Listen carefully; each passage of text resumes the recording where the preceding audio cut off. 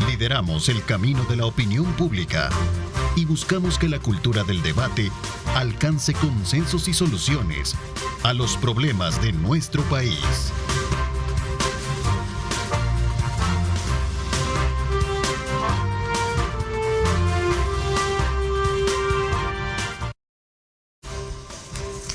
Lunes 10 de junio de 2024, qué placer enorme saludarles como siempre.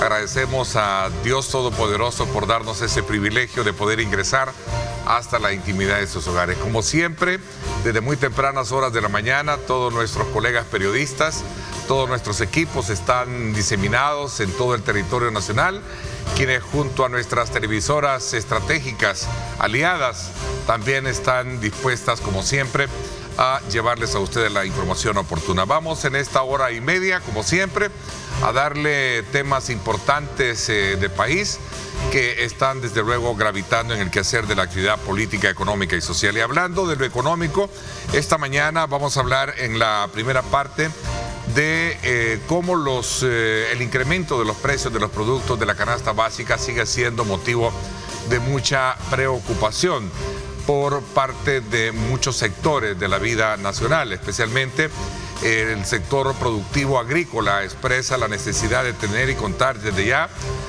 redefinida la política agraria a seguir. Estamos a las puertas de poder continuar, desde luego, con un invierno que va a estar bastante impreciso en cuanto a aguas, a pesar de lo que hemos tenido en las últimas horas. Voy a presentarles a continuación un breve sondeo de precios que hicimos en el Centro de Mayoreo La Tendona este fin de semana y que nos va a poner en perspectiva de lo que vamos a abordar este día en esta primera parte del programa. En el mercado de mayoreo La Tiendona, el precio de algunas frutas y verduras ha tenido variación con tendencias al alza. Tal es el caso de la jaba de tomates, el quintal de papa soloma y el saco de chile verde. Bueno, ahorita los precios están a 16, está el grueso y el menudo está a 13, 12. Porque ahorita no hay mucho, pero cuando hay bastante tomate, los tomates llegan estos a 12 y los menudos a 8 pesos. Está a 80 la grande y la mediana está a 78 y a 76. Nunca había llegado así estando tanto tiempo, a lo más que había llegado es a 30 el quintal.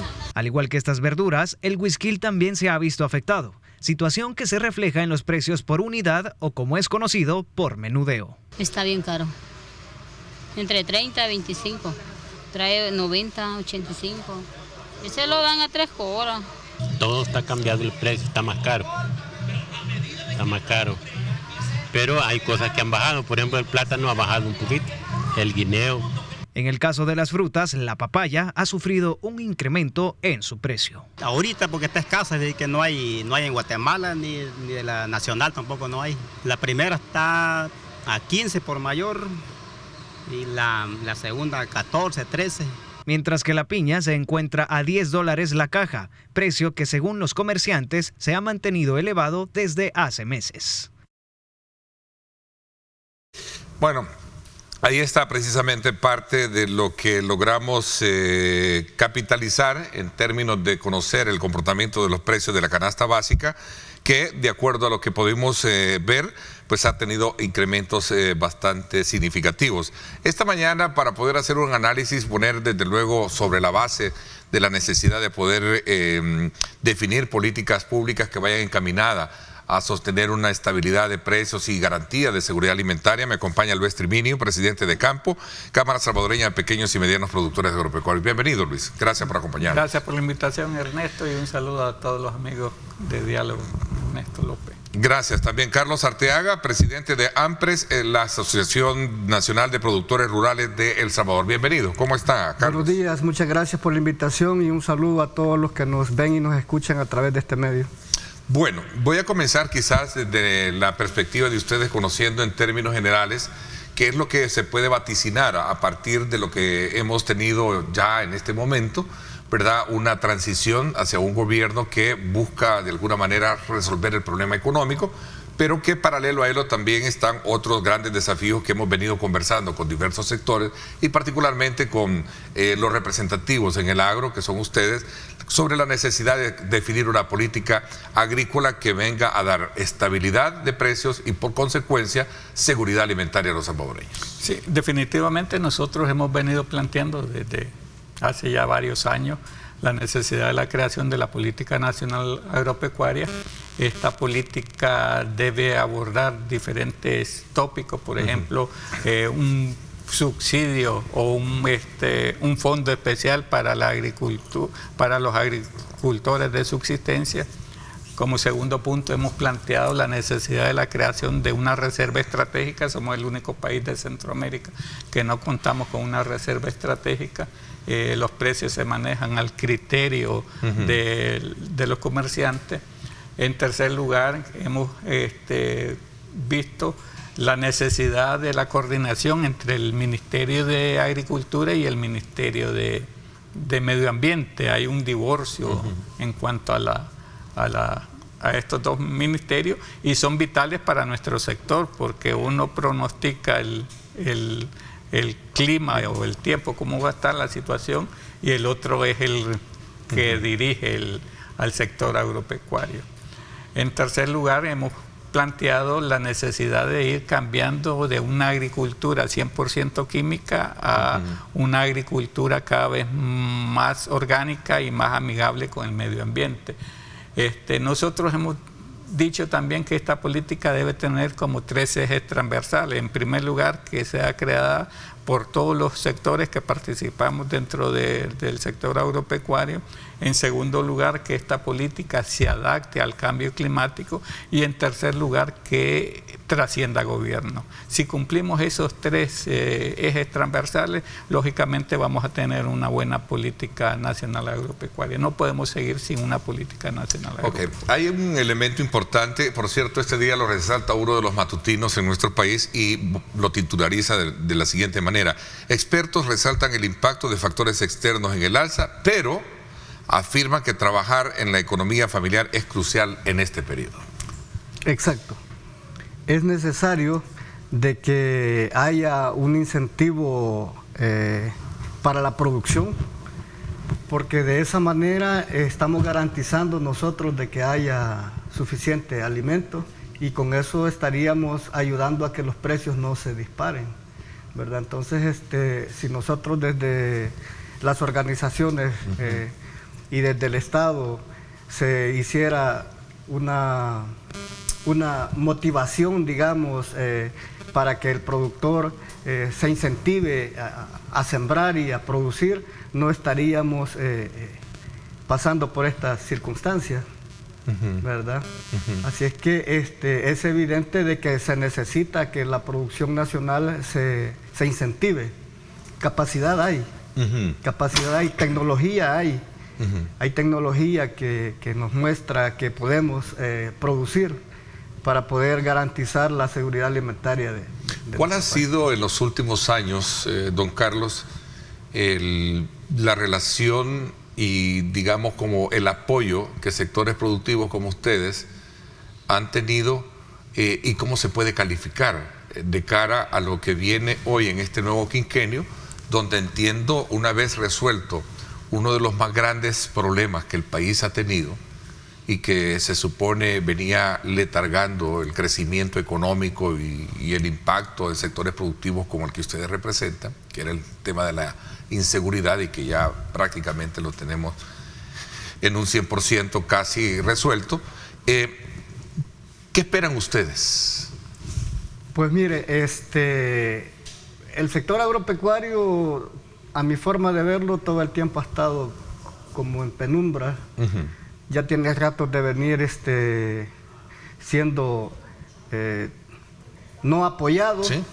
¿Ha sido infortunio todo 5 pues años en la que hemos tenido cambios dentro de la estructura de mando del ministerio, por ejemplo? Fíjese que cuando se lanzó el programa de rescate al sector agropecuario, el plan de rescate. El plan de rescate agropecuario, sí. Yo tuve la oportunidad de estarlo revisando así detenidamente, y el plan contemplaba varias expectativas que nosotros dijimos, hombre, hoy le han atinado, pero el problema es de que solo se quedó en la publicidad. Si ese plan lo hubieran ejecutado y ese plan hubiera funcionado, o por lo menos lo hubieran echado a andar, allí reunía varias cuestiones de que a nosotros como agricultores nos favorecía en cuanto a la aplicación de tecnologías, en cuanto a los centros de acopio, a todo lo relacionado con la producción agropecuaria. Pero nos quedamos hasta ahí, solo con la expectativa. Entonces, nosotros vemos que es bastante sombrío por parte de las instituciones del Estado, porque es poco nulo el apoyo, y el otro sector que nos está afectando es el cambio climático, ¿verdad? Por las cuestiones de sequía, luego mucha agua, además le suma el incremento en los precios de los agroquímicos. Sí, que es el factor externo, de lo que hablamos, ¿no? O sea, que ustedes en este caso como productores, Luis, también tienen que lidiar no solo con carencias en cuanto a la redefinición de políticas de incentivos, ¿no? Cambio climático y sobre todo factores externos. Factores externos como por ejemplo los altos costos de los insumos agrícolas. A ver, pero entonces es un toro con 3 cuernos que hay que amarrar bien, ¿no? Exactamente, y por eso es que nosotros insistimos en que ese toro que tú dices con 3 cuernos se amarra ¿cómo? Con la creación de la Política Nacional Agropecuaria, y que esta Política Nacional Agropecuaria sea para garantizar la soberanía alimentaria. No podemos seguir dependiendo de las importaciones. Hemos dicho que, por ejemplo, El Salvador es de Latinoamérica es el país tercer país que importa mayor cantidad de maíz de los Estados Unidos. O sea, y en este último año está en el tercer lugar.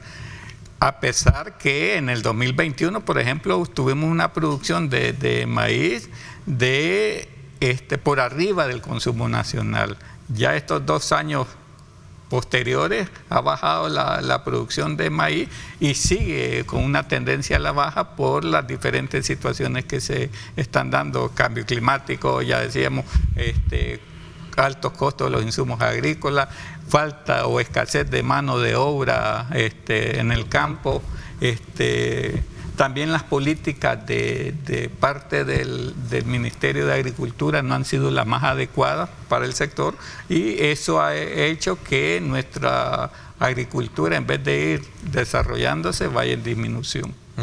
Ahora, nosotros hemos estado a lo largo de este tiempo atrás viendo el comportamiento que ha tenido el Ministerio de Agricultura frente a ese rol o liderazgo que debe de tener a partir de su encargado de la cartera. Estos cambios redefinen o definen muy bien que, digamos, la pregunta o buscando la respuesta de lo que realmente se tiene como importancia del agro en el país. A ver, una pregunta para ambos. Yo diría que no redefine la política. ¿Por qué? Porque no hay continuidad en ninguno de los... porque al final, si no existe una redefinición... Exactamente. Y si significa que no es importante, pero no creo que no se vea el tema de la seguridad alimentaria, la producción agrícola como un factor importante dentro de ese eje de economía familiar, ¿no? Y nosotros somos, por ejemplo, el criterio que si tuviéramos una política nacional donde estuviéramos definido el rumbo estratégico que va a llevar la agricultura, no es tan importante el titular, porque el que solo llegaría a seguir líneas estratégicas que ya están trazadas. No es un problema entonces de funcionario. No es un problema de funcionario, sino de un problema de política. No existe la política. Y entonces, al no existir la política, te pongo ejemplo, el periodo anterior hubieron 5 ministros. El primero, Pablo Allenker, todo su mandato o todo el periodo que estuvo, pasó hablando de que él iba a ejecutar el plan Cuscatlán. Dilató sus 2 años y no ejecutó el plan Cuscatlán. Pasó de las 46 páginas que le dedicaron dentro del plan Cuscatlán al sector agropecuario, no ejecutó ninguna. Después llegó David Martínez. David Martínez fue el que empezó a hablar del plan maestro de rescate al sector agropecuario. El bendito plan lo inauguraron 4 veces, una por región, y al final lo amarraron a 2 fideicomisos que nunca pudieron conseguir el dinero y no pudieron ejecutar, o no se comenzó a ejecutar el plan maestro. Llegó Enrique Parada, empezó a hablar de la producción histórica.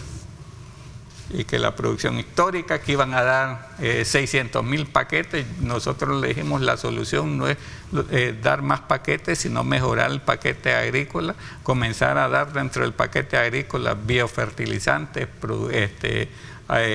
abonos orgánicos, materiales minerales y todo eso. Terminó su periodo y no hubo producción histórica. Y la única que hubo pudo haber sido histórica porque fue la menor en los últimos 7 años. Después llegó Óscar Guardado. Óscar Guardado cambió su política y dijo, a partir de este momento no voy a seguir coordinando con las organizaciones, sino que voy a coordinar directamente con los productores. No coordinó ni con las organizaciones ni con los productores, al final fue un ministro ausente. Estas son las caracterizaciones que relatan cada una etapa de la, digamos, de liderazgo que presentaron cada uno de los funcionarios. Exactamente, o sea, y al final, si revisás, no hubo avance en el desarrollo del... A ver, ¿cómo entender entonces que está, digamos, la situación agrícola del país? Estamos a las puertas de, digamos, de esperar ustedes en este contexto de transición, de un nuevo quinquenio de gobierno, de ver realmente qué es lo que pueden tener a base de una política que les permita sufragar todo este tipo de, digamos, de necesidades o vacíos que han tenido. Yo creo que si no se cambia la forma si el Ejecutivo no cambia la forma que ha venido viendo al sector agropecuario, no vamos a avanzar. La agricultura, nosotros hemos dicho, 4 o 5 años, si seguimos así, desaparece la agricultura en el país. ¿Por qué? Porque el promedio de vida de los agricultores es de 63 años. Si ya una persona de 68 años ya no va a poder trabajar. Entonces hay que cambiar, y hemos dicho nosotros, le hemos dicho a los últimos 5 gobiernos, porque metiendo por 2 veces, a los últimos 5 gobiernos, que la disposición de campo, y creo que de las otras organizaciones y gremiales, trabajar en conjunto para buscar cómo sacar adelante al sector agropecuario. Si no trabajamos unidos, si no buscamos cómo crear una política nacional unida, no se va a hacer, no vamos a resolver el problema del sector agropecuario. Don Carlos. Sí, definitivamente. En ese mismo sentido. Coincido con Luis, porque la verdad es de que nosotros nos sentimos de parte del Estado desprotegidos.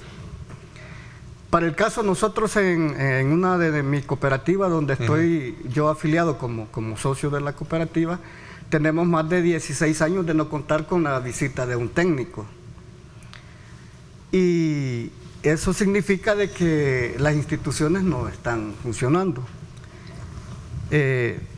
Estamos actuando de acuerdo al criterio del agricultor. Algunos tenemos la oportunidad de hacer algún sondeo de mercado para ver qué productos se están moviendo, qué precio podemos lograr en qué fecha, para poder así programar siembras. Pero la mayoría de los agricultores que produce de época, solo de invierno, o algunos solo de verano, están ahí a la expectativa de que... Y es más, ya no se siembra con aquella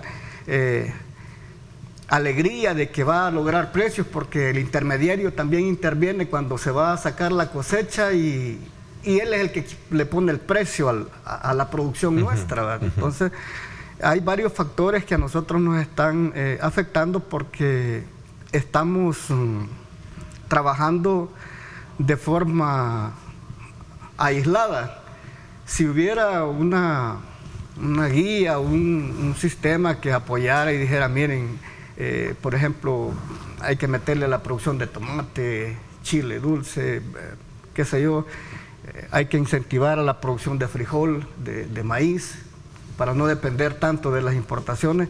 Yo creo que nosotros tendríamos la capacidad de poder hacerlo, pues, ¿verdad? Entonces, realmente nos sentimos ahí abandonados. Esa es la palabra, nos sentimos abandonados. Cada quien trabaja según su propia capacidad y su propio criterio. No hay un fomento a la producción agropecuaria. ¿Han tenido ustedes algún acercamiento? Me dice que no ha llegado ni un técnico, pero llamémosle ya a nivel de institucional, de pláticas, conversaciones con el gobierno para poder definir el rumbo a seguir en esta materia. No, hasta ahorita nosotros hemos buscado cómo decirles, mire, en este sector se puede producir esto, en este sector se produce esto y esto, porque tenemos mapeado las zonas donde hay humedad residual, las zonas de ladera, qué tipo de productos se puede adaptar, qué variedades, y hasta ahorita ninguna institución... Porque a escasez de ese producto nuestro en el mercado, lo que nos corresponde es importar. Pues sí. De hecho, lo veíamos en el reportaje que presentamos introductorio, cómo este centro de mayoreo es impactado precisamente por todo ese precio que viene ya encarecido acá, puesto por todos los, digamos, el presupuesto de transporte y todo eso que va ya incluido, ¿no? Sí, yo no sé, pero pareciera de que le están apostando a desaparecer la producción agropecuaria, porque cada ¿Tanto vez... así? ¿Es pensar eso? Eso ¿Vale pensar a mí eso? En lo personal me lleva a pensar eso, de que a lo mejor alguien está diciendo, mire, este sector no nos interesa, y volviéndonos más consumidores, más importadores, y dejar a un lado la producción. Yo creo que eso sería... Estoy pensando en voz alta. En voz alta. ¿Es un pensamiento unánime, Luis? Fíjese. Pensar eso desde el punto de vista de que a qué país, a qué gobierno, a qué autoridad le conviene quebrar su aparato o su estructura. Bueno, ya lo tuvimos en el pasado, la experiencia cuando se hizo aquel ajuste estructural económico creo que la asunción del Partido Arena, donde se cambia todo el modelo de importación, de exportación por importación. Sí, y que planteaban que iban a convertir El Salvador en una gran zona franca. Entonces, y al final, si hacemos un análisis, este gobierno o esta asamblea va casi por la misma línea. ¿Por qué? Porque el año pasado se dieron 2 leyes que sobre esa ruta. Por ejemplo, hubo una reforma en la ley de zona franca donde incluyeron a la alimentación dentro de la ley de la zona franca. Y eso le permite a otras empresas a venir a producir aquí libre de arancel y libre de cualquier impuesto. Y los ponen a competir a nosotros como productores nacionales con esas empresas donde tienen todas esas facilidades, y nosotros vamos a tener que pagar todos los impuestos habidos y por haber. En segundo lugar, hacen la ley de centros de abasto y comercialización. Al inicio la ley estaba,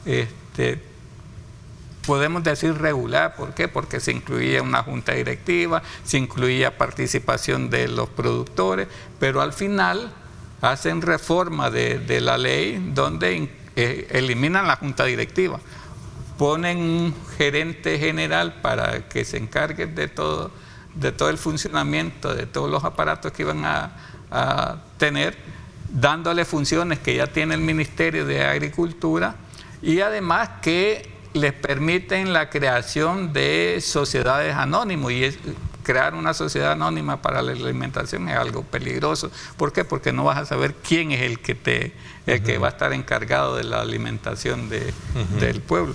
Y la otra cuestión es que si comparamos nosotros los niveles de producción que hemos ido teniendo, es que vamos a la disminución, vamos a la baja. Por ejemplo, nosotros como campo, el año pasado nuestra proyección de producción en granos básicos era de 19.800.000 quintales en los 4 granos básicos.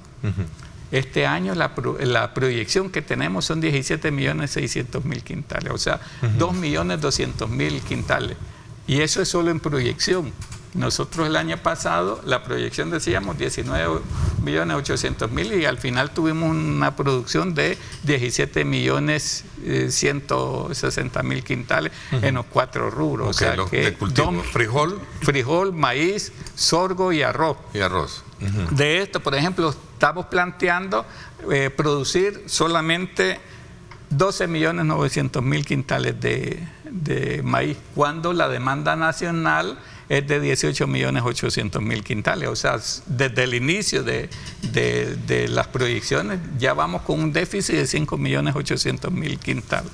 En el caso del sorgo, la proyección que llevamos es de 2.100.000 quintales y el consumo nacional es de 2.900.000. De inicio llevamos 800.000 quintales. ¿Cuánto está costando el quintal de maíz, por ejemplo? Ahorita está en $28 el quintal de maíz, está un poco bajo en relación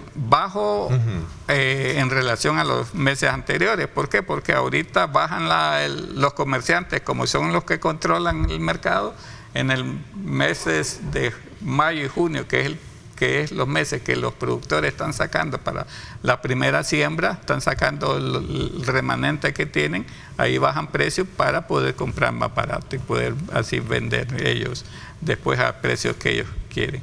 O sea que el año pasado llegó hasta 34 el quintal de maíz. ¿Y en el caso de frijol?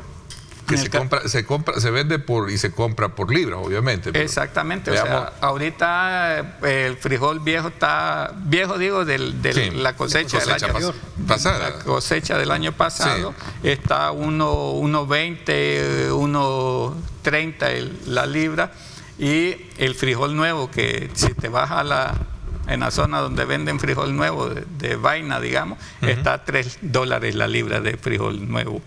O sea, ese precio está, y al productor no se lo pagan a ese precio, pues, o sea, ese es el problema que tenemos, que no tenemos el apoyo en cuanto a esa. Y por eso nosotros decimos que con la reserva estratégica vamos a cumplir 2 cuestiones principales. La primera, tener grano o producto para cualquier desastre natural, y la segunda, la posibilidad de poder regular precios, no de una forma impositiva. Hay escasez en el mercado, sacar de la reserva y con eso puedes manejar el mercado y estabilizar los precios. A ver, hablamos del estado actual del sector agrícola, los desafíos, la condición de precios que tiene actualmente en el mercado, la carencia de mano de obra, la redefinición de una política que verdaderamente trascienda en expectativa y pueda garantizar la seguridad alimentaria de los salvadoreños, y sobre todo también las estrategias de cómo manejarse frente a un escenario que sin duda alguna representa también una situación difícil, como es el caso de los factores externos, ¿no? Sí. El tema del precio de los agroquímicos y otros aspectos alimentarios. Se habló muchísimo, y yo creo que aquí vamos a ir ya buscándole las propuestas, se habló muchísimo de crear un ente regulador, como lo tuvimos en la época de los 80s, ¿verdad? Con el tema del IRA, ¿verdad? Creo que se creó una ley o un proyecto, se presentó en la Asamblea Legislativa, no sé si se aprobó. Sí, se aprobó. ¿Verdad? Se aprobó, para ver de qué forma puede ser un actor viable y poder darle solvencia, minoridad a los precios que hoy en día, como lo vimos en el reportaje, no es un invento de nosotros, como lo hacía nuestro periodista en esa visita que hizo a el mercado de mayoreo, a la tiendona, donde los precios de la papa, ¿verdad?, están elevados, decía, el precio del chile, que son productos de la mesa familiar, ¿no? Entonces, teniendo tierras, teniendo el interés de productores agrícolas por trabajar, la pregunta es ¿a dónde están las condiciones y cómo están las condiciones de trabajo? Vamos a hacer una pausa, 7 de la mañana en punto. Gracias a usted por estar participando.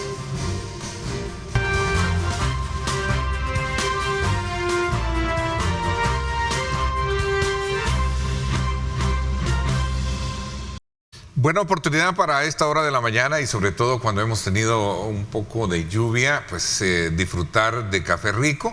A esta hora, por supuesto, y recuerde usted que Café Rico es el café perfecto de la mañana. Continuamos nuestra conversación con don Carlos Arteaga, presidente de la Asociación Nacional de Productores Rurales de nuestro país, y Luis Treminio, presidente de Campo, con quien hemos estado haciendo una valoración del estado actual de la agricultura, el tema de precios y los grandes desafíos que se tienen por delante. El Salvador cuenta, les decía antes del retiro del anterior bloque, con nuevas leyes para mejorar el tema de la productividad y rentabilidad del agro nacional. Así recuerdo que en su momento lo manejó la versión oficial del gobierno cuando se aprobó y se presentó y se aprobó en la Asamblea Legislativa esta Ley Integral de Comercialización Agropecuaria, y que de alguna manera facultaba para la creación de un instituto, también recuerdo el instituto que viniese a ser como una figura similar a lo que tuvimos como el IRA en la época de los 80, ¿no? Sí, así es. ¿Qué ha pasado con todo ello? Que podría ser, digamos, como un eslabón legal importante dentro de esa cadena de necesidades que hay por levantar el agro en el país, don Carlos. Pues hasta ahorita estamos esperando de que esa ley... ¿Que se impulse, se eche a andar? Que se impulse, que se eche a andar.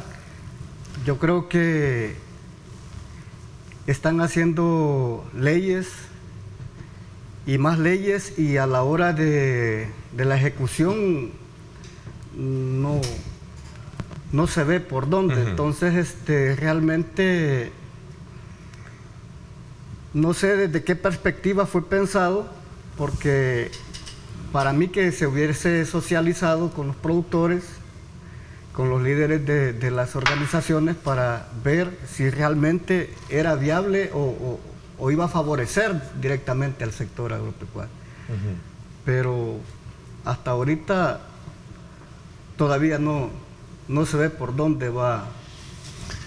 ¿Por dónde va eso? Yo recuerdo que en su momento, y conociendo un poco esa propuesta, lo que se buscaba era permitir dignificar a cada uno de esos eslabones de esa cadena suelta, como lo decía yo, o cadena de valor, para saber quiénes intervienen, ¿verdad? Cómo intervenir y sobre todo cómo desarrollar una estrategia como tal. De hecho, se hablaba muchísimo que la idea, pues en su momento, era concatenar esfuerzos que busquen mejorar el tema de precios también en el mercado, ¿no? Sí, definitivamente al inicio la ley estaba, como dije hace rato, algo regular. Sí, creó muy buenas expectativas. Creó algunas expectativas. Positivas, pero la ley la aprobó la Asamblea Legislativa, se la envió al Ejecutivo, el Ejecutivo se la envió con observaciones que la observación principal era que la Constitución prohíbe la regulación de precios, y dentro de la ley se establecía regulación de precios. La Asamblea llegó, superó la observación. Posteriormente se le hicieron reformas a la ley. La primera reforma que le hacen es la desaparición de una junta directiva que se contemplaba ahí, con la participación de los productores dentro de la junta directiva, y se nombró un gerente general. Y la segunda reforma que le hacen es que ese gerente general tenía las facultades para poder crear o coordinar con empresas de sociedades anónimas. Entonces ya ahí ya se le había quitado las mejoras que se contemplaban. ¿Por qué? Porque se le sigue dando las prioridades a la gente que tiene dinero. Al productor simplemente iba a servir como para vender su producto. No sabíamos los precios porque no iba a haber regulación, no sabíamos los precios con que se iban a comprar ni nada de eso. Entonces, al final de cuentas, la ley perdió el espíritu para lo que fue creado. O sea, que nosotros considerábamos que al inicio sí se estaban dando. Yo recuerdo que a raíz, y quizás dimensionando un poco el debate que se generó alrededor de la presentación de este documento, de este anteproyecto en la Asamblea, era precisamente despertar ese interés de cómo en la época de los 80 el papel, el rol que jugó el IRA, independientemente de sus formas en cómo haya sido mal administrado, creo que era un factor de garantía y de seguridad alimentaria, sobre todo para aquellos pequeños parceleros, ¿verdad? Exacto. Y yo recuerdo que en este caso muchas familias se beneficiaban. Es que la mayoría de los productores nacionales somos de subsistencia. Entonces, la mayoría trabaja su parcela, su manzana, para el acopio, para la alimentación de su familia.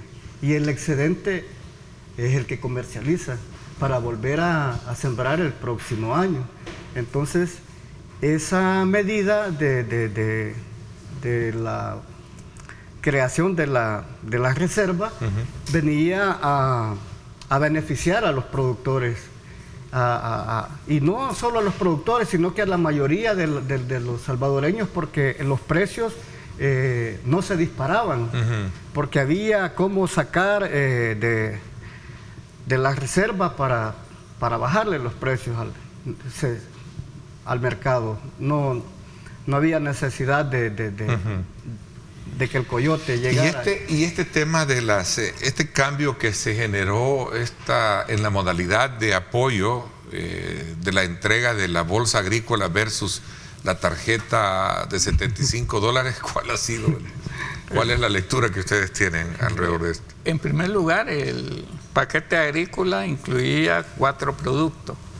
Incluía 25 libras de semilla certificada, un quintal de fórmula, un tratador de semilla y un foliar, que por la compra, como se hacían las compras, tenía un promedio de $110 de precio. ¿Por qué? Porque se le eliminaba el IVA.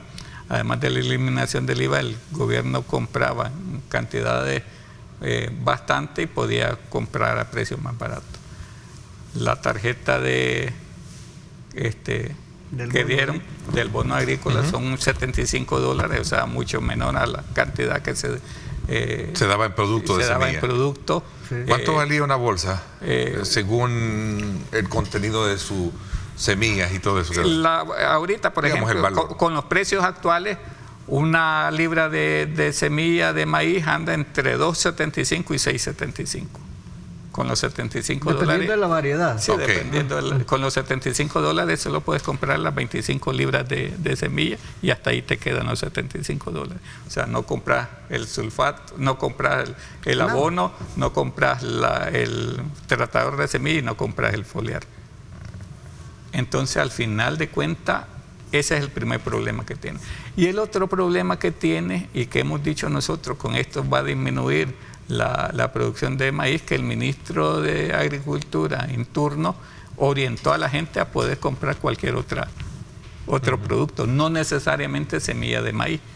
Entonces, sabemos nosotros que la producción de granos básicos no es tan rentable, entonces la gente va a buscar cómo comprar otras cosas que le sean un poquito más rentables o otras cosas que no necesariamente sean para la producción agropecuaria. Entonces ese es el otro problema que tenemos nosotros, o que miramos nosotros, que no se está estimulando la producción de granos básicos. Y es que y por eso es que el mismo Ministerio de Agricultura va en su anuario diciendo que la producción de granos básicos va a la baja.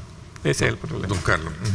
Bueno, como decía Luis, sí, anteriormente... Reciben ustedes la tarjeta. Dicen, aquí hay un televidente que dice, da lo mismo, las tarjetas siempre quisieron controlar lo que era la venta de las bolsas anteriores, pero las ventas, las tarjetas también incluso las están comercializando. ¿Se puede comercializar eso? ¿Más de alguno? Pueda que sí, la gente, la necesidad la hace. Porque ya viene siendo como un problema de tabulación, de base de datos, ¿no? Pero querían con esto de la tarjeta establecer como una especie de filtro para que la gente que lo comercializaba el paquete anterior no lo comercializara, porque es personal e intransferible. Pero ¿qué pasa? Que hay familias donde son 5 de familia, los 5 se anotan, los 5 salen favorecidos y los 5 van al agroservicio a hacer el cambio de la tarjeta. Con esto están beneficiando a un productor en ese núcleo y desprotegiendo a otros que a lo mejor sí tenían la posibilidad de querer cultivar, eso, porque hay mucha gente que no aparece beneficiada y que se queja de que por qué anteriormente sí le daban el paquete y ahora no aparece registrado en el padrón para obtener la tarjeta. Entonces, Y sí, realmente hay gente que va a sacar herbicidas para limpiar potreros. No es directamente para la producción de granos básicos que se está utilizando. Entonces, ahí va a haber un problema porque la mayoría de la gente, cuando se le daba la semilla de maíz, estaba como obligado a sembrar la semilla de maíz. Entonces, y ahora que se queda a discreción del productor ir al agroservicio, ahí decían, usted va a comprar lo que usted quiera, pero en el agroservicio ya le tenían el paquete elaborado, aquí está el paquete de 75, venga, o sea, ahí se acaba la capacidad del productor de decir, yo esto quiero, yo esto es lo que quiero, esto es lo que quiero. Y la gente cansada, 4 o 5 horas de estar haciendo fila para entrar al agroservicio, agarraba la bolsa y se iba, pues, porque ya no aguantaba estar ahí. Entonces hay un montón de factores que han venido a complicar eso.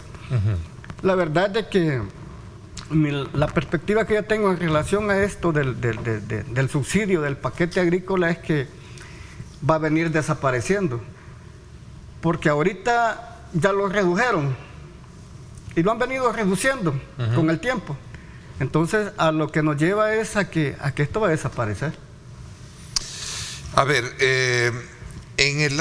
hace 2 años se creó, digamos, como una especie de... La Asamblea Legislativa decidió eliminar los aranceles a la importación de varios productos alimenticios. Querían controlar un poco el tema de la inflación. ¿Agravó o qué vino a hacer esto? Agravó la situación de los productores nacionales. ¿Más todavía? Más de lo que estaba anteriormente. ¿Por qué? Porque si bien es cierto, la Asamblea hizo eliminación de los, por ejemplo, los aranceles de los insumos agrícolas, pero los insumos agrícolas ya no tenían arancel, porque ya estaban liberados con el Tratado de Libre Comercio. El único producto que tenía arancel era el maíz nacional, el maíz la importación de maíz tenía el 20%, y que fue un logro que conseguimos los productores cuando se estaba negociando el Tratado de Libre Comercio, que el maíz, que a El Salvador se le impusiera, impusieron un impuesto del 20% a la importación de maíz. Era el único país de Centroamérica que todavía tenía impuesto en el maíz. Al liberar el impuesto, fácilmente entra un producto de Estados Unidos ya sin pagar ese arancel, que esto viene en prejuicio del productor nacional y no en beneficio del consumidor necesariamente. ¿Por qué? Porque los precios se mantienen igual. Vos te vas al mercado y el quintal de maíz cuesta igual un quintal de maíz nacional a un quintal de maíz de los Estados Unidos, cuando el comerciante lo compró a un precio más bajo. Entonces ese es el problema que tenemos, que al final en vez de beneficiar, perjudicó al productor nacional. Los productos de Centroamérica, productos agrícolas de Centroamérica, no pagan arancel por ser producidos aquí en Centroamérica. El Tratado de Libre Comercio lo dejó libre, como te digo. El único producto que tenía arancel era el maíz, y que tenía por solicitud de los productores nacionales para poder competir con el maíz proveniente de los Estados Unidos. Aparte de eso, la calidad del maíz. El maíz que viene a través de las importaciones es un maíz que tiene años de estar almacenado, tratado con químicos para garantizar, para mantenerlo. Entonces, aparte de que lo importan con beneficios económicos de comercio, viene a afectar la salud, podría afectar la salud de la salud. Vienen más tratados, más contaminados. Exacto. A ver, el tiempo se nos está yendo. Quiero preguntarles a ustedes, a raíz del incremento de lluvias que hemos tenido en el país en las últimas horas, incluso para este día, es bien importante al televidente recordarles que anuncian las autoridades el paso de una onda tropical que va a extender lluvia para las próximas horas. Hemos tenido algunas desgracias, creo, ya en el oriente del país, de acuerdo a la información que se maneja, en cuanto a tener mucha precaución, mucho cuidado a aquellas personas que residen en zonas de alto riesgo. La presencia de estas lluvias, ¿es un presagio de un buen invierno que vamos a tener, o seguimos bajo la lógica de creer que vamos a tener digamos, altos y bajos en este clima? No, en este clima. La presencia de esta lluvia es el inicio del invierno. Nosotros como campo habíamos dicho y le habíamos orientado a nuestros productores no sembrar en el mes de mayo, porque el mes de mayo iba a ser bastante seco. Decíamos que a partir de la segunda semana del mes de junio podía comenzar la siembra. O sea que al final nuestra recomendación salió bastante acertada, porque se logró que los productores no perdieran, al igual que el año pasado. Pero el NOAA y el Ministerio del Medio Ambiente están diciendo que los últimos 3 meses del ciclo agrícola, que es agosto, septiembre y octubre, van a ser meses bastante copiosos. En el mes de agosto se siembra el 75% de la producción de frijol. El frijol es bastante sensible a la humedad, entonces vamos a tener una mala producción. Si se cumplen los pronósticos, vamos a tener una mala producción de frijol. Ese es el problema que tenemos.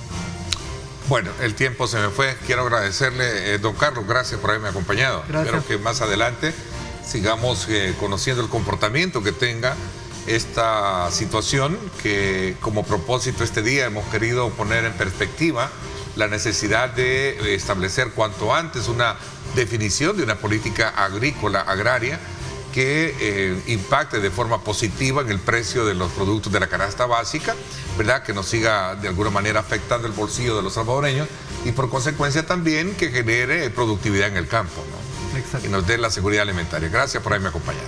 Muchas gracias. Gracias también, Luis Treminio. Gracias por habernos acompañado. Son las 7:20. Vamos a una pausa y regresamos con la segunda parte de nuestro programa de esta mañana de día lunes. Gracias a usted por su sintonía.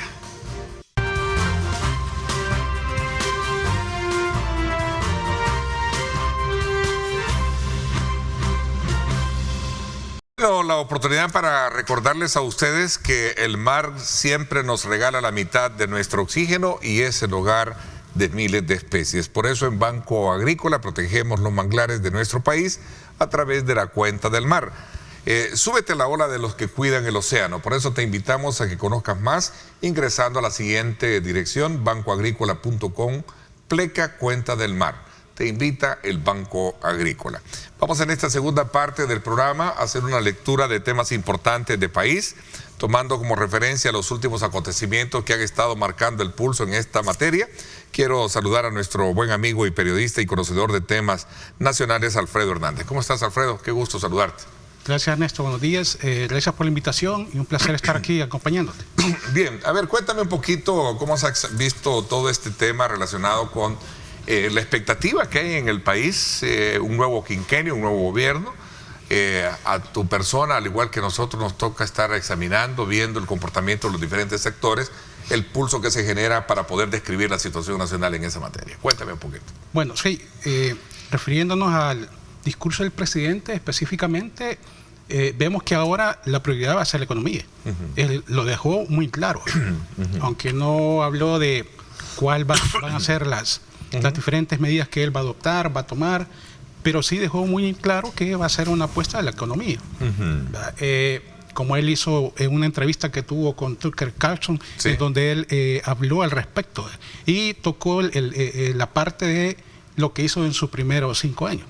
El énfasis de la seguridad. De la seguridad. De hecho, fue parte de con lo que ingresó en el abordaje Tucker Carlson en esa entrevista, ¿no? Y le dijo, bueno, ¿cuál es el digamos, el factor éxito por el cual usted se reelige? Le digo, bueno, es que el país, la mejor muestra fue que el país estuvo asediado y controlado y ahora somos el país libre de delincuencia.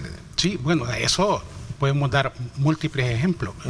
Bueno, yo personalmente te puedo comentar que cuando yo tenía una casa en Soyapango, ¿sí?, una zona muy populosa, en donde ya no podía llegar. ¿Viviste esa experiencia? Sí, yo la viví. O sea, me tocó llegar en una oportunidad. Era parqueo común, estaba la pluma abajo. Yo la subí, entré y la dejé así. Y me salieron 2 hipotes.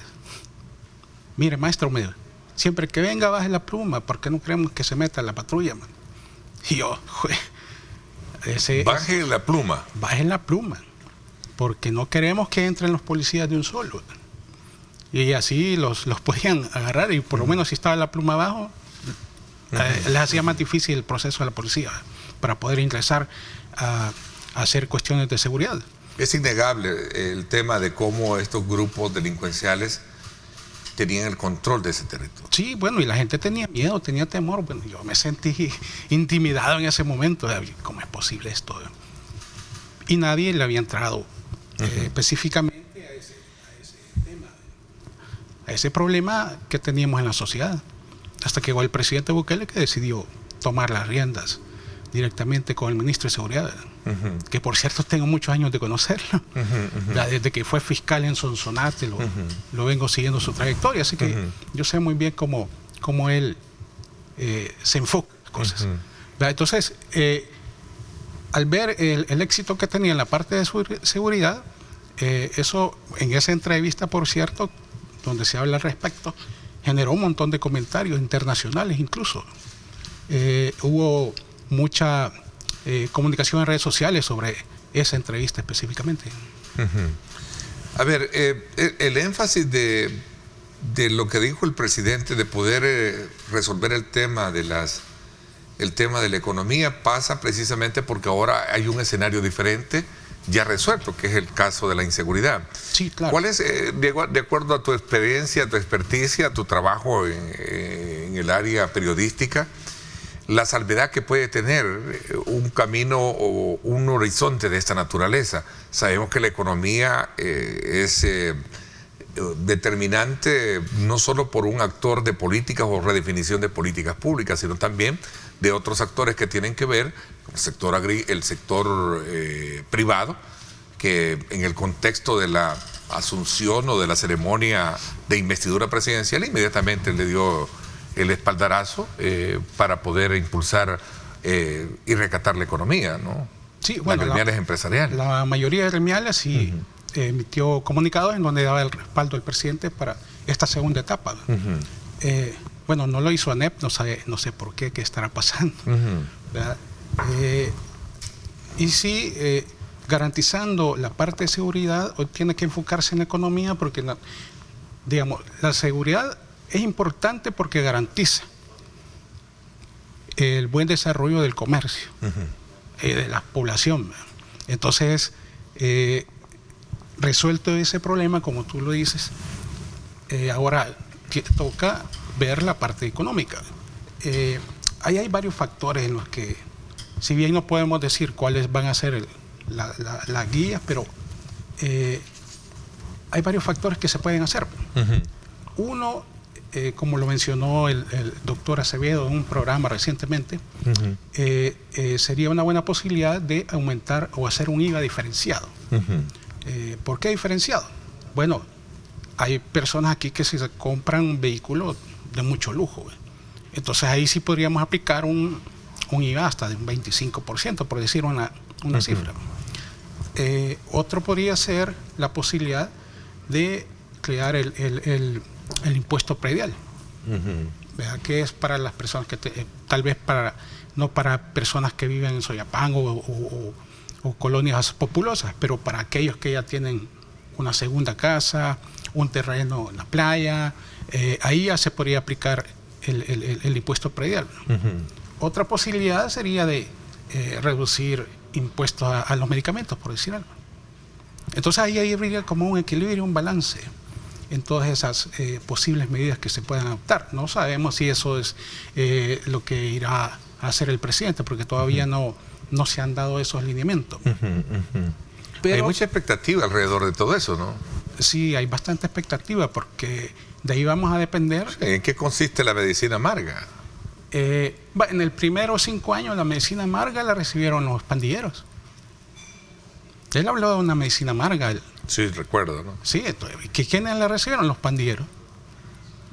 Mira, así están ahora. Y esa liberación de los pandilleros ha permitido ahora que la gente, cuando anda un pandillero molestando, lo denuncia, hasta lo graban y lo suben a las redes sociales y después aparece capturado. Entonces, ¿qué puede ser la segunda medicina amarga? Pueden ser contra los evasores, los ilusores, los contrabandistas, podrían ser ellos. Porque esa es parte también de la recuperación económica. Has mencionado 3, ¿verdad? Un IVA diferenciado, como lo decía Carlitos Acevedo. El tema relacionado con el predial. Sí, correcto. ¿Verdad? Y otros aspectos relacionados con el tema último de evasión, ¿no? Sí. Bueno, el exministro de Hacienda, ¿cómo es que se llamaba? Manuel... Zelaya, sí, Alejandro. Sí, Alejandro Zelaya. Él tenía una campaña contra los evasores. Que eran los jueves de basura, creo que se mantiene todavía. Sí, no sé si todavía se mantiene. Sí, creo que se mantiene. Pero él dio un par de cifras. Decía que había como casi 90 millones en evasión. Ya había denunciado como 83 personas o empresas. Entonces ahí teníamos ya una perspectiva de qué tan profundo es esto. Un buen nicho para trabajar, ¿no? Sí, claro. En contrarrestar eso y capitalizar ese dinero para que no se vada, ¿no? Que no se pierda. Pues sí, porque que ingrese al Estado, ¿no? Es dinero que el Estado está perdiendo, de cierta manera. Lo otro, lo del contrabando es importante también. El fin de semana pasado yo estuve en el centro y veía que andaban vendiendo pastas dentales a $1, paquetes de cigarros a $1. Claro, una marca de cigarros que saber dónde salió. Sí, claro. Y eso es contrabando, creo. Sí, es contrabando, no hay manera de que se pueda llegar a esa plaza a vender en $1 esos productos. Y eso es para mencionarte 2, porque recorriendo ahí el centro no se encuentra un montón de cosas. Entonces, ¿cómo es posible? A ver, voy a regresar un poquito a analizar el contenido versado en esa entrevista que tuvo el presidente con el periodista Tucker Carlson, en donde se abordaron temas de país, énfasis en el tema de las pandillas, y sobre todo también los buenos comentarios. Hubo comentarios, muy buenas reacciones, decían, ¿no? Creo que se logró medir que se llegó a mucha gente, ¿no? Con todo ese planteamiento de ver cómo el país está hoy a partir de esa entrevista. Se calcula que hubo un promedio de un movimiento como de 4 millones de personas que estuvieron conectados con eso. Sí, por ahí estuvo ese movimiento con esa entrevista en específico. Ahora, yo creo que también es importante que ya comenzamos a ver algunos movimientos en el gabinete. A ver, pero antes cuéntame un poquito. Me llamó la atención cuando se le preguntó de una posible continuidad como presidente de la República, ¿no? Que le dijo él cuánto tiempo piensa quedarse como presidente, le dijo Cart. Sí, él dijo que 5 años. ¿Ah? 5 años. 5 años, dijo él, porque así lo establece. Sí. Sí, yo recuerdo que fue eso lo que le preguntó, ¿no? Y él dijo 5 años, dijo. 5 años. Ajá, eso es lo que me permite la Constitución, respondió. Correcto. Me gustaría que un poco ampliáramos eso y otros elementos claves que hubo de esta entrevista que todos tuvimos la oportunidad de ver. Nos vamos a la pausa, vamos a avance y luego regresamos con más acá a través de este espacio. Regresamos.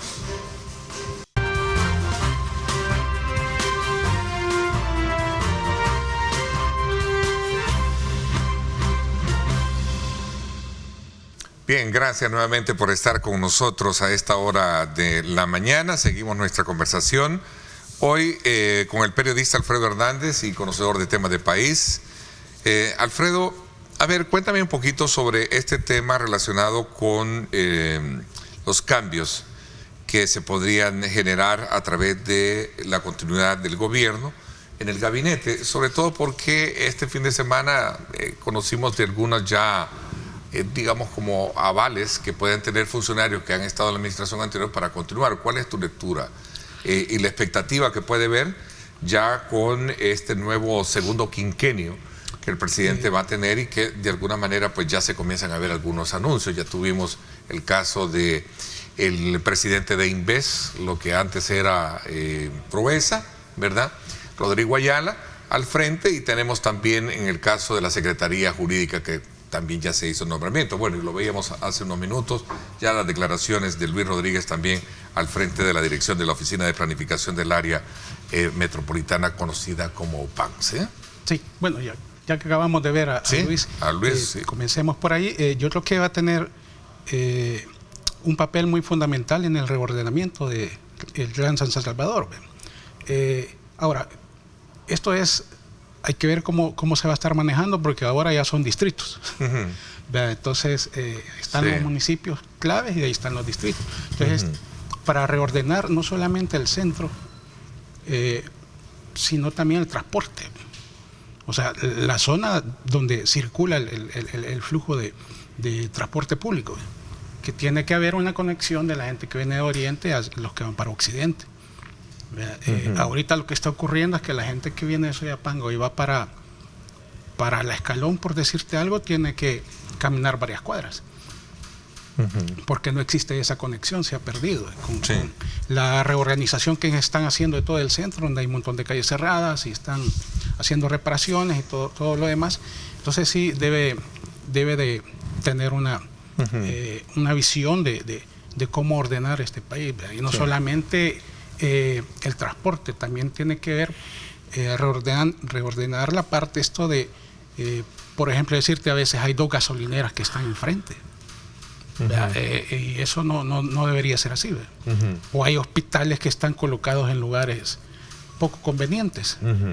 Entonces toda esa parte es la que tiene que... Es necesario establecer un método de mayor énfasis en el tema de ordenamiento, pero también en el tema de la movilidad como tal, ¿no? Claro. Yo creo que es importante esa parte que tú acotas, porque el país necesita contar con mejores accesos. Él creo que lo mencionaba en esa entrevista que estaba dando a la prensa, Luis, ¿no? Creo que sí. Entra con buen espaldarazo. Primero porque son de los primeros anuncios que hace el gobierno en cuanto a la juramentación, ¿no? Del nombramiento, de nuevos funcionarios. Primeras acciones. Las primeras acciones. Segundo, creo que Casalco le dio un apoyo importante para trabajar de la mano. Sí, ¿no? Bueno, era Casalco, ASI, Cantex, Inquifar y un par más. Parte de gremiales más. Entonces... no, me refiero al caso de Luis. Sí, en el caso de Luis, ¿no? Que Casalco tiene que ver mucho con el tema de los de construcción. También está la parte de las construcciones que están haciendo arriba en lugares un poco prohibidos. Eso también tiene que él verificarlo. Entonces, y es un trabajo coordinado con las alcaldías también. Se necesita, para hablar de solventar un eje fundamental dentro de la estructura de desarrollo de un país como es la economía, un buen gabinete. Claro. ¿Sí? Claro. A ver, manéjame un poquito los perfiles que puede tener esto, de acuerdo a tu experiencia y de lo que tú crees que deberíamos de tener en el país. Bueno, ya como el presidente habló de que va a haber, le va a apostar a la economía, y yo creo que va a haber cambios en ese sentido. Puede haber cambios en la parte del Ministerio de Economía, en agricultura.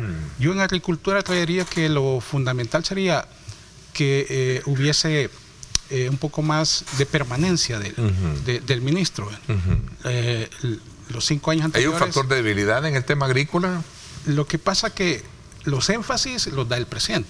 No, o sea, él da el lineamiento. Bueno, es una realidad que no la podemos opacar. Hemos tenido 4 funcionarios que han pasado por la cartera. Sí. Hay una queja desmesurable, lo teníamos anteriormente con algunos productores agrícolas, y está una población asida de ver que se resuelva el tema de la inflación, el tema de precios, ¿no? Sí, claro. Pero lo que te quería comentar era, en agricultura se necesita alguien que esté estable. ¿Por qué? Porque si bien el presidente da el lineamiento, el que le pone los énfasis es cada ministro. Y cada ministro piensa diferente. Me estoy refiriendo a los 4 que estuvieron ahí. Sí. Todos tenían un énfasis diferente. Uno apostaba a agricultura, otro un poco más a la ganadería, y entonces así se fue diluyendo la cuestión. Entonces, cambio en economía, estabilidad en agricultura, y aquí el nombramiento de Rodrigo Ayala en Invest es fundamental, porque él va a ser quien va a ir a buscar a inversores que vengan a invertir en El Salvador, valga la redundancia. ¿Y dónde puede ir a buscar estos inversores? Podría ir a Colombia, Hay fuertes empresarios en Colombia interesados en Centroamérica. Pueden ir a buscar a México también, ¿verdad? A Perú. Bueno, de hecho con Perú tenemos un mercado bien... Más conectado. Bien conectado, sí. Y interesante lo de Perú porque tenemos mucha conexión desde tiempos de la colonia. Sí. Había paso de mercaderías entre el Callao y Acajutla, por decirte algo. Entonces hay que aprovechar todas esas cosas. Y yo una vez hablando con unos empresarios peruanos me comentaban que a ellos les interesaba El Salvador porque lo veían como un lugar clave para enviar productos. También había el sector de esto de microfinanzas o finanzas que se hacen a través de teléfonos móviles, que les interesaba también venir al mercado salvadoreño.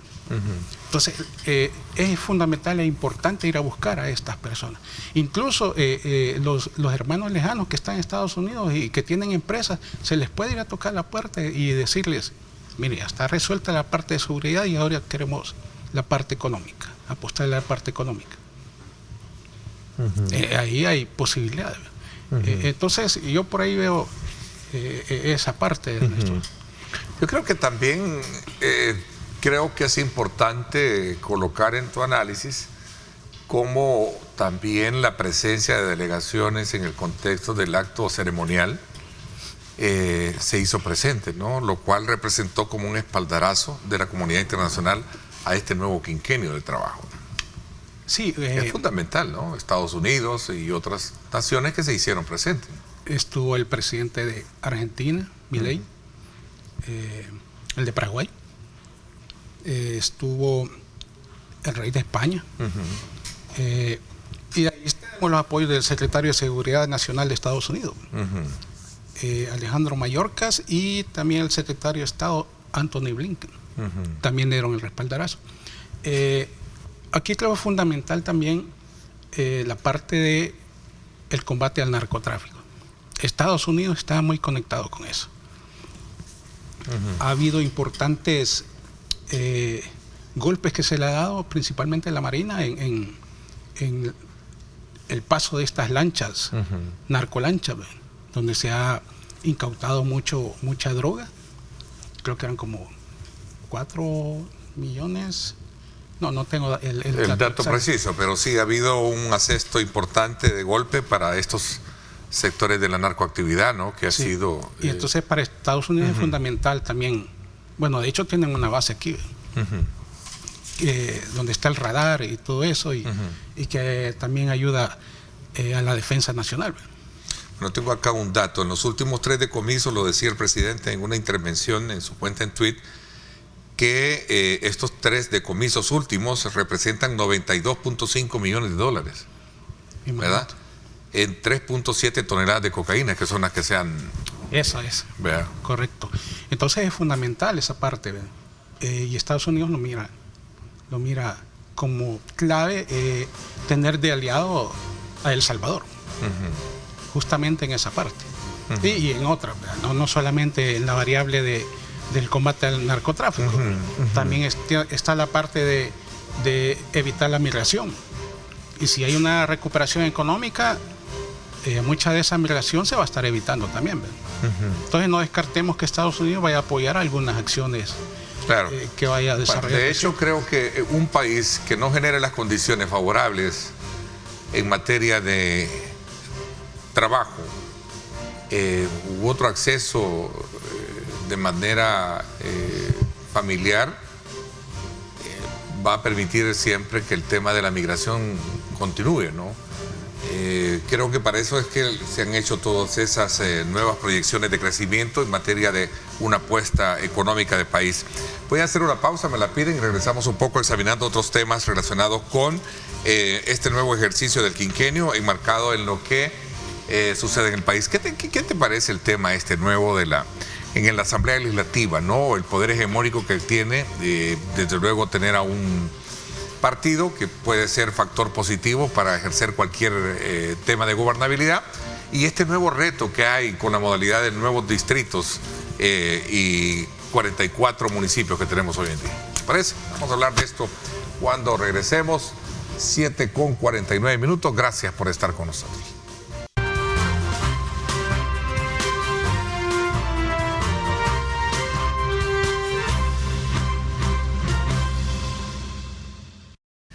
Bueno, gracias nuevamente por estar con nosotros a esta hora de la mañana. A ver, Alfredo, ¿cuál debería de ser, a tu criterio, o mejor dicho, la facilitación con la que se va a trabajar hoy, teniendo una asamblea legislativa ya con 60 diputados, un establecimiento o poder hegemónico de partido, y sobre todo también los grandes desafíos que se vienen a partir de ello, ¿no? 3 diputados que representan una oposición. Bueno, es casi igual a la anterior asamblea, porque la oposición está casi reducida. Reducida. ¿Verdad? Entonces se pueden llevar a cabo varios cambios. Recordemos que viene la elección de magistrados, el TSE, que es el más próximo. También viene elecciones de magistrados de la Corte Suprema, después el fiscal. Entonces son varias decisiones que tienen que tomar. Ahora, la que yo creo más importante es pensar en el Tribunal Supremo Electoral, si va a continuar igual o se va a reestructurar.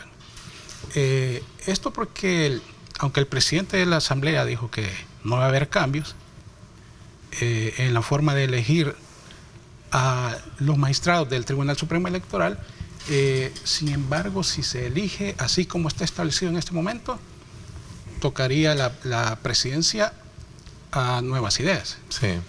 Y de ahí habría otros 2 magistrados, uno para Arena y otro para el Frente. Si estuviéramos bajo sí. Si seguimos con las mismas reglas. Con las mismas reglas, ¿no? Y los últimos 2 los elige ¿Tú la crees que Corte se va a Suprema. cambiar esa regla? Porque hay mucho especulación. Bueno, de hecho, con toda esta nueva modificación que se le dio al artículo 248 de la Constitución, donde se establecen nuevos parámetros de reformas, nuevos mecanismos, ¿no? Facilitación. Sí, pero yo ¿Tú crees que cambien esas reglas ahí, en esa parte? Bueno, dijeron que no iban a cambiar ese artículo de la Constitución y al final lo cambiaron. Entonces, ahorita... Pues lo modificaron, ¿verdad? No fue cambiado, sí, fue modificado. Una modificación. Igual ahorita está diciendo el presidente de la Asamblea que no va a haber modificación, pero 3 semanas para una elección. ¿Sería saludable que a nivel del Tribunal Supremo, si cambiara esa modalidad de asignación de partidos para, valga la redundancia, despartidizar lo que sería la institución y crear un ente colegiado que verdaderamente funcione y baja ya de generar incertidumbre, genere certidumbre en un proceso electoral? Recordemos que ahí hay una discusión relacionada con el rol administrativo y el jurisdiccional, que deberían de ser separados, por ejemplo. Sí, ¿no? ese es uno de los planteamientos de los expertos, que hablan de que hay que separar lo administrativo de lo jurisdiccional. Además, también recordemos de cómo se conformó el Tribunal Supremo Electoral. Viene una repartición de cuotas, producto de los acuerdos de paz, donde se hizo una repartición de cuotas en diferentes instituciones e instancias. Entonces, no sé si hay que mantener ese... ¿Tú crees que la Asamblea no cambie eso? Yo creo que deberían de cambiarlo si tienen los votos. Existen los votos. Mira, tú y yo somos hijos del alma mater de la Universidad de El Salvador. Ahí nos graduamos, ¿verdad? Creo que nos graduamos... Juntos. Creo que somos de la misma promoción, ¿no? Sí, nos graduamos juntos. Creo que sí. A ver, hay un estudio de la Ley de Educación Superior que me ha llamado la atención. No sé si tú le has puesto atención. Hay algunos elementos ahí que no dejan de crear cierta, duda en cuanto a lograr objetivos de mejorar la educación superior en el país. Por ejemplo, la Universidad de El Salvador parece ser que pasa a un rol más invisibilizado, cuando debería de ser, como Universidad del Pueblo, tener un mayor apoyo, ¿no? Al menos eso lo sostienen las autoridades y algunos especialistas. ¿Qué piensas tú al respecto? Específicamente no he visto esa propuesta. Ese anteproyecto. Sí, eso no lo he visto, pero sí puedo decirte por mi experiencia en ser docente universitario, que yo sí he notado una disminución en la calidad educativa. Entonces necesitamos a tener un replanteamiento. Recordemos que ahora han cambiado muchas cosas. Bueno, si hasta pueden hacer tesis con inteligencia artificial. Entonces hay cosas que se deben de replantear y ver la manera de que los estudiantes no se vean tentados a utilizar estos recursos para no sacrificarse. El problema es que si ellos están haciendo eso, la calidad de profesionales disminuye porque no están capacitados realmente para ejercer la profesión a la que supuestamente se están dedicando. A nivel de agenda de país, desde la perspectiva de la Asamblea Legislativa, tú ves un gran reto por delante, ¿no? Sí, tienen muchos retos. Gracias. Interesante. Voy a despedir el programa agradeciéndote, Alfredo, tenerte acá con nosotros y espero que más adelante nos sigas acompañando. Gracias por habernos acompañado. Gracias, Ernesto, por la invitación y con gusto. Te agradezco muchísimo. Por mi parte, estamos al inicio de una nueva semana. El mejor deseo para que todas aquellas metas, aquellos objetivos puedan cumplirse. Recuerde colocar a Dios en el centro de sus actividades. Quédese con nosotros. Ya está listo todo el staff de Arriba Mi Gente para llevarles a ustedes la energía de la mañana y que pase pues muy pero muy entretenido las próximas horas. Gracias, pásenla bien y como siempre recuerden lo más importante, amar a Dios sobre todas las cosas. Lideramos el camino de la opinión pública y buscamos que la cultura del debate alcance consensos y soluciones a los problemas de nuestro país.